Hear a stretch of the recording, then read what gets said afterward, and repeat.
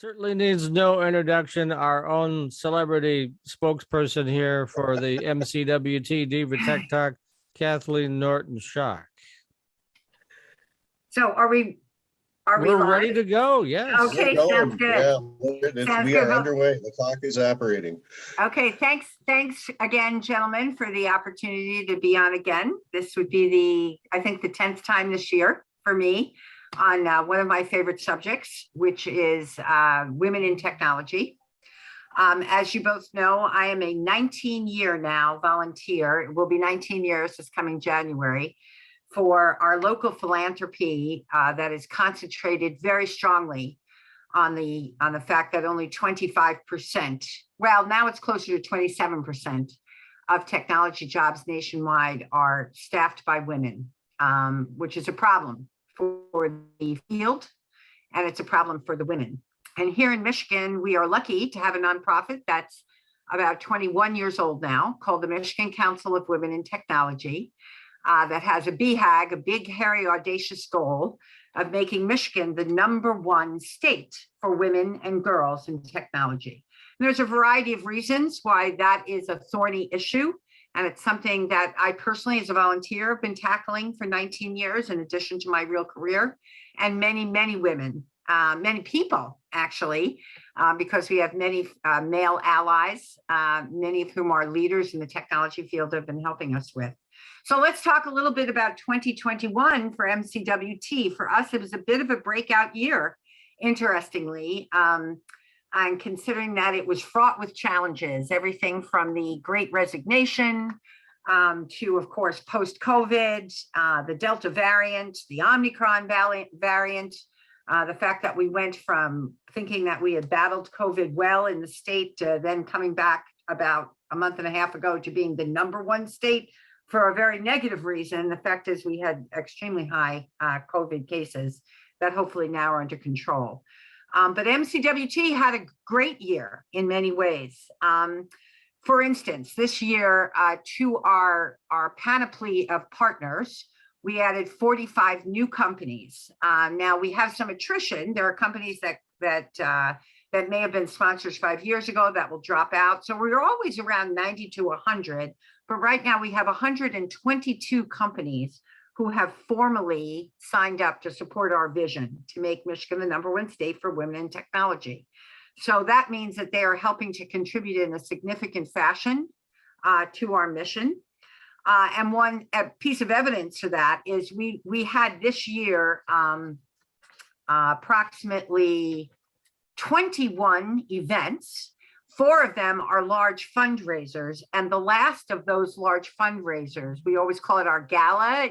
I call it the IT prom. It's everybody dresses up, they all go somewhere fun, they all bid on auctions, they spend a lot of money for tables. This year we called it the champagne ball because obviously that was the beverage of choice. And this year's gala, the champagne ball, raised over $500,000, $530,000 in gross proceeds to pursue our mission, which was amazing. And we had 48 companies sponsoring the event. Our host was Stryker from Western Michigan, the medical supply company. And then our visionary sponsor, a sponsor from practically the first year I remember being a volunteer, was Blue Cross Blue Shield of Michigan. But we had over 45 companies doing very significant sponsorship of this. Intel, Delta, Checkpoint, Consumers Energy, E&Y, Stellantis, Ford. I mean, you name it. If it's a company that's doing business in the state of Michigan, they were there and they were sponsoring. And the point of these 4 fundraisers every year is to obviously fund our programs. So just to give you some highlights of some of the things that this year was to us, we provided over $146,000 for 40 scholars through our scholarship program. And I'll be talking in a minute again, after I get to the end of some of what I'm going to talk about right now. I'll talk about the fact that our scholarship program is currently open to any girl, woman who wants to apply. But we were able to give $146,000 this year for 40 scholars. And more than half of those scholars, in a pay it forward fashion, more than half of those girls and women have in some way engaged with MCWT. either participating in our events or leading things for us. We also have leveraged over $150,000 in grants from the state of Michigan to expand our Get It clubs. Get It clubs are clubs, and Matt, you're probably familiar with this because our very first Get It club, I think you actually came and spoke to them once. They were down in Ferndale. Well, we're at 9 in Southeast Michigan, and we just got 5 more, which were that the state of Michigan helped us do through grants. And 4 of them are in West Michigan, and 1 of them is in Imlay City. So that was pretty cool. We also connected 32 students, college-age students, with internships, matching them with tech-oriented companies. So again, if we're talking about the Great Resignation and the fact that we don't have enough people working, we have an internship program where we match very talented women in college or post-college programs to internships. We hosted 3 events in partnership with the Michigan Girl Scouts as well, and that reached over 124 elementary school students.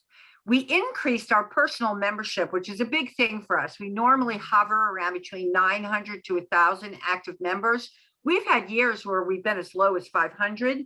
Our members, our active membership right now is up to 1,245 members. That means people who pay their dues or are part of a company that pays their dues, and they are very active in our various events. We also, for the very first year, developed not 1, but 2 leadership clinics for women who are seeking positions in the C-suite. And each one of those sessions was powered by 3 chief information officers from major companies in the state of Michigan. And some of them were women chief information officers who served as executive coaches for 80 very promising participants. So if we're going to go after the C-suite, we're training technology women to do so. We also impacted over 929 technology professionals through a variety. Some of those 17 events I mentioned outside of our fundraisers were what we call our lunch and learns or ConnectNet events, and they tend to be around big topics like agile programming or like the dark web. Well, we did a bunch of those this year, and we had over 929 professionals come online, usually through a Zoom session. This year's president was Jennifer Charters, and as you know, our presidents, we have a working staff now, 5 or 6 really dedicated people who keep the whole organization going. We started out as pure volunteers. We've now moved to the point where we actually can afford to pay some people. But our board, both our advisory board and our regular managing board, are volunteers. This year's president was the Chief Information Officer of Flagstar Bank. Her name is Jennifer Charters, and she ends her tenure on December 31st. She will be replaced by this year's vice president. We finally developed succession planning about 6 or 7 years ago. So this year's vice president will move into the presidency, and her name is Rajani Sinha. She's been a volunteer and a very active member for a little under a decade. Her current regular role is that she runs the office of the CIO at a little place called Stellantis, formerly known FCA as FCA, Fiat Chrysler. She's also a mom of a one college-age kid and 1 high school kid. And she has not 1, but 2 master's degrees, one of them from a Michigan university, the Michigan State, and the other of which comes from George Washington University in Washington. And her undergraduate degree is at the National Institute of Technology. So she is absolutely a great role model for many of our women. And on top of that, Rajani is what I call a lifelong learner. So in between raising the kids, running the office of the CIO for one of the 3 major automotive companies housed here, she also takes certificates all the time. And she just finished one not so long ago called Insights from Business Leaders that she's going to use and apply to her MCWT volunteer life. And then again, because we're big into succession planning, I have a dear friend who's been a volunteer almost as long as I have. Her name is Jill Majorano. Jill was was on our board and managing our board for several years. She's now moved into the vice presidency role at MCWT with the idea that she will then become president in 2023. Jill is also an extremely admirable person. Most of her life, and we did a Diva Tech Talk podcast with her, which you guys may have heard. It's several years old now, but she started out life back in 1991, her career life in the telecommunications industry. and did that for, I'm going to say 14 years or so, working for such companies as Frontier, USN, Quest, and Sprint. And then she bounced over to a very large vendor called Cisco, where she held a number of leadership roles over a 13-year time frame, including, I think her last role there was Senior Director of America's Strategic Engagements with their very robust partner network. And now for the last 3 years, she's Managing Director of US Healthcare for strategic providers and health plans for Microsoft. She also very recently was honored by Crain's as one of the 50 most influential women in the state of Michigan. They only do that honor, you guys probably know because you're press people, every 5 years. And Jill was up there front and center, along with her daughter, Mackenzie Majorano, who also happens right now, talking about role models, to be working in the technology field and is an undergraduate. She's interning, but she's also an undergraduate at Michigan State. So she and her mom is now enrolled in an MBA program at Michigan State. So we're all about that, right? Educating women and getting them to the point where they can take these leadership roles. And both Jill and Rajani are great role models for that. And of course, we have these almost 1,300 members now where we have a bunch of those people. Now, I mentioned that we have I don't have the event calendar yet for 2022. The next time I get on this with you guys, I'll have that. We have one program, though, that is very actively open right now for your audience, and that is our scholarship program. That is a scholarship program for Michigan undergraduates or graduate students. You have to be enrolled currently in a Michigan high school and be accepted to a Michigan college, or you're in a Michigan college and you're accepted into a Michigan master's program.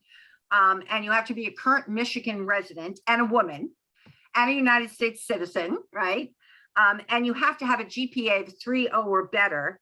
And you have to be your future career and your curriculum has to be centered somewhere around technology. So you could be in information sciences or computer sciences major. You could be in digital forensics. You could be in programming. You could be in telecom. We don't care as long as you don't mind coming and applying for one of our scholarships, which technically, can help you as long as you're going to one of our Michigan schools. So that program is fully open and has been for several months. It's run by a friend of mine who works at GM, Marissa Bond, and she's a very strong group of volunteers who evaluate all of these applications.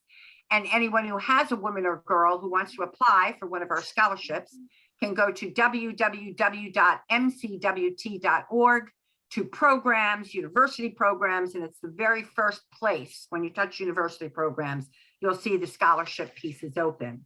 And then the other two programs that are about to open very quickly, and Matt, you'll be happy about this. As you know, we've been giving robotics grants for a number of years for girls robotics teams. And last year we had 11 winners in the robotics conference that is usually sponsored by your employer, Lawrence Technological University. And we give $500 grants to girls teams, usually 2 to 4 girls. Sometimes we've had teams as big as 8, right? And you know this better than I, Matt. You know that whole program much better than I. Dr. Chung, I think, is still heading it. So that registration, if you'd like to apply for an MCWT grant, that registration will open the first week of January. So you can go to www.mcwt.org to our K through 12 programs area. And that will be the very first program that somebody who wanted to apply could hit that button and read and get the application form and do something with it. That should just about cover, if I can plug that program real briefly, it's called Robofest. And right. The website for it is robofest.net. It was founded by CJ Chung, a computer science professor at Lawrence Tech. It is now being run by Chris Cartwright, a math professor at Lawrence Tech. CJ has passed along the baton, although he's still with the university. But it is $500 should just about cover your costs of participating in Robofest because the entry fee is $75 and the robot kit's about $400. So that should just about cover it. And it's a really cool event. It doesn't take a lot of money to become an effective team. And it's all about programming. It's all about computer programming. All of the robots are fully autonomous. There's no joystick controllers on them. So excellent. Anyway, and we had 11 winning teams last year. So we were excited. 11 of the MCWT sponsored teams won. And then finally, and this will be my last plug of the day, under the K through 12 programs, the other thing that's opening up by the third week of January is our Ford Motor Company empowered program called Girls Solve IT. And what that is it provides teams of 1 to 4 girls with an opportunity to collaborate with other girls around their own ages. These kids tend to be in grades 4 through 8, and we give them a bunch of challenges. And they're all around programming or IT or technology, AI, I mean, things that will really challenge their brains.